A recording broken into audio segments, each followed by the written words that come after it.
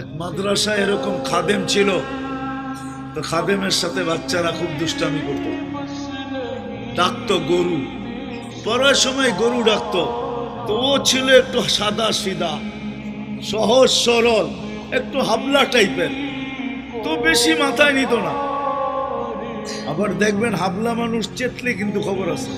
একদিন বৃষ্টি হইতেছিল প্রচন্ড, এর দায়িত্ব ছিল ছেলেদেরকে খানা পরিবেশন করা। তো খানার সময় গেছে, খানা নিয়ে আসে না, তো ছেলেরা চিৎকার দিতেছে গরু কই গেল। একটু পরে দেখতেছে খানা নিয়ে আসতেছে, তো সবাই চিৎকার দিয়ে বলতেছে ওই গরু এত দেরি করলি কেন। বাস সরল সহজ তো লেগে গেছে মাথায়। মোতামিম সাহেবের কাছে যা বলতেছে চাকরি করব না। কেন?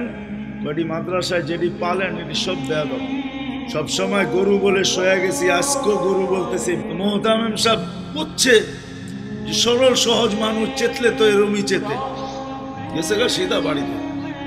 রাত্র ৩টার সময় আসতেছে, আয়সা মোহতামিম সাহেবের দরজায় খটখটাইতেছে, জিজ্ঞাসা করছে কে?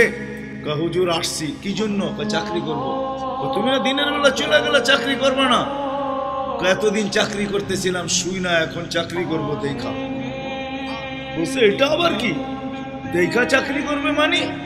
আমি স্বপ্নে দেখতেছিলাম কিয়ামত হয়ে গেছে, আমি পুলসেরাতের পাশে যে দাঁড়ায় আছি, পুলসেরাত চুলের মতো চিকন, তলোয়ারের মতো ধার। ভয় পাইতেছিলাম এটার উপরে পা রাখবো তো রাখবো কি করে। একটু পরে চিৎকার শুনলাম, তো দেখলাম মাদ্রাসার ছেলেগুলা সবগুলা হইহুল্লার করতে করতে আসতেছে। ওরা পুলসেরাতের পা দিতে দেরি, এটা সুপার হাইওয়ে হয়ে যেতে দেরি হয় নাই।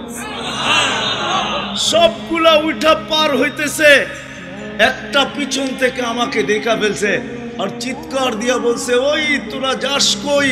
আমগো গরুটা তো দাঁড়ায় আছে, ওরে নিয়ে যাবি না? বলে সবগুলা পিছে ফিরে আসছে আর আমাকে উঠায়া কেউ হাতে কেউ পায়ে ধরা সব কাঁধে করে নিয়ে পার করে দিছে। ঘুমের থেকে জায়গা গেছি, এই জন্য চোখে দেখা আমি এখন চাকরি করব।